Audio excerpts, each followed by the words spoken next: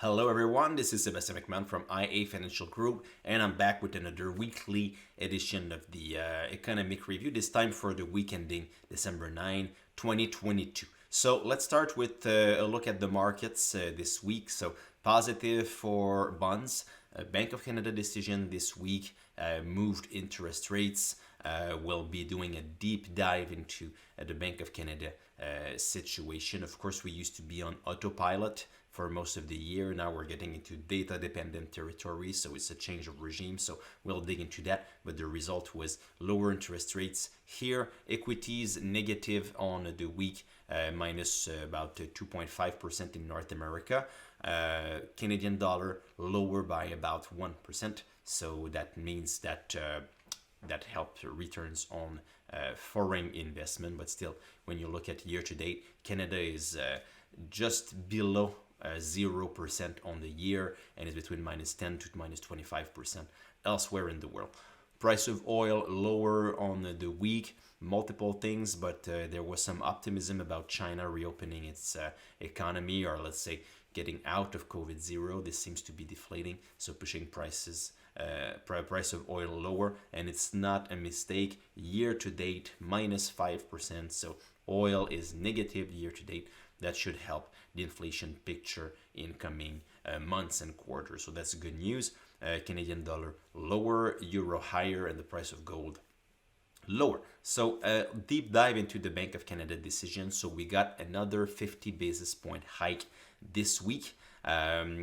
This was this is what was expected by the consensus of economists, but the markets were expecting 25 basis points. What was priced into the markets when we look at all of the contracts that are, for the next few months on the fixed income market, we can infer the expectations for the leading rate, and markets were expecting 25 basis points. So it was a bit of a surprise for the markets, but economists were right in their forecast. Now the question is, how far are we from the end? Because the statement that comes with the decision was stopped referring to the fact that rates will need to continue to rise. Now it's data dependent, so this depending on how the data unfolds. So of course, the data on inflation and the data on the growth rate of the economy, whatever goes on in the world. So of course, we know that the effects of monetary policy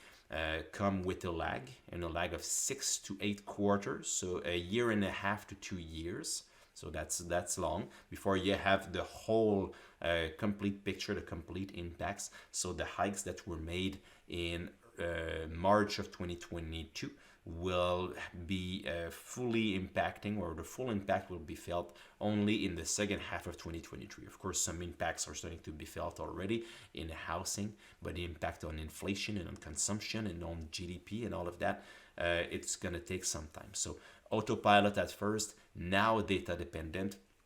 But we would be surprised if the last hike of this cycle was a 50 basis points hike.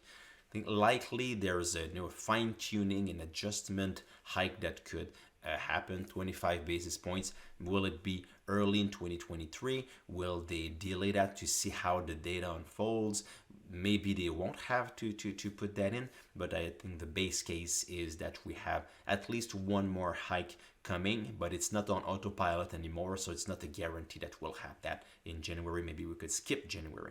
And when we look at the terminal rates, so the terminal rates is, again, we look at all of the contracts that are related to the level of the leading rate for the next 12 months, and we say, right, so what's the highest level that the market thinks rates will reach? And as you can see in Canada, the red line, it's rising slightly. So it was at 4.3% prior to the decision, and now the rate is at 4.25. So the market is saying, well, maybe we're not there yet. Now starting to rise to 4.5%. So the market is starting to price that there's one more, tightening, one more hike to come.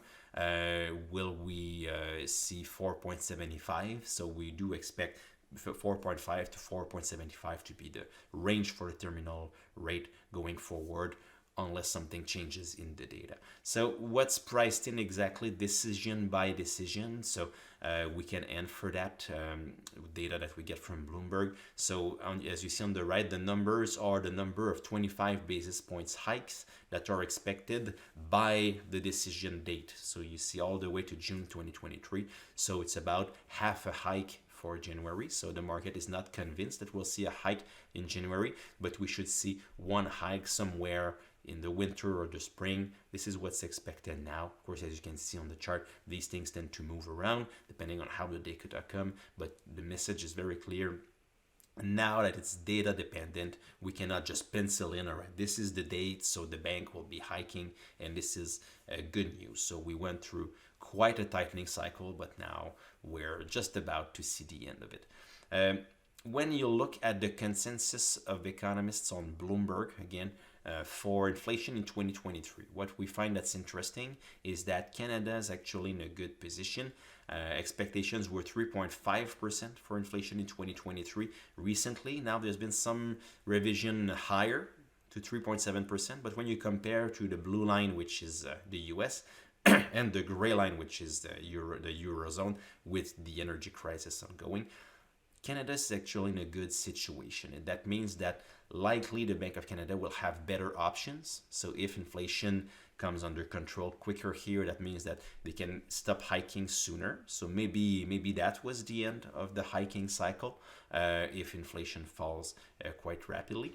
But also maybe they can start cutting earlier in late 2023 to stimulate the economy if then the fight against inflation goes better here than elsewhere. So we get some options. This is very good news that gives the Bank of Canada could be part of the solution sooner, let's say, than the Fed or the European Central Bank. But still, make no mistake, when you use the same concept of the economists surveyed on Bloomberg, and you look at the expectations for economic growth, well, what you see is that the Canadian economy, the red line, the hard deadline, red line on the bottom, still pretty much in the same pack as the US and the Eurozone, meaning that the economic slowdown will hurt everyone. In 2023, the economy should be in slow motion. And again, as I mentioned, the hikes have an impact, full impact 6 to 8 quarters later after the fact. And we've had quite a strong tightening cycle in 2022, going from 0.25 to 4.25. That was very aggressive. So of course, this is slamming the brakes on the economy, and in 2023 it's natural we should expect a slow growth environment to be the norm. So what to watch next week? We'll have in Canada housing starts and existing home sales. Both should be lower in November, and in the US we'll have very important data. The CPI inflation number should be slower but still positive at 0.3% month over month. 0.3% month over month, that's still, we can consider that a strong pace of inflation. 7.3% year over year, that should be slower than the 7.7% growth that we had recently, but so still elevated, but at least going in the right direction. So this will be out first, and then on Wednesday afternoon, 2 p.m. Eastern Time, Fed rate decision. Expectations are for 50 basis points hike. That would make the leading rate go from 4 to 4.5% in the US. And all of the messaging that goes with it. This should be market moving for the best or the worst. And retail sales should slow down. It was positive last month, now should be at 0% month over month in November. So that wraps it up for the week. ia.ca/economy. You can subscribe to the newsletter if you haven't done so on the webpage. In Your Interest podcast, we have lots of material coming.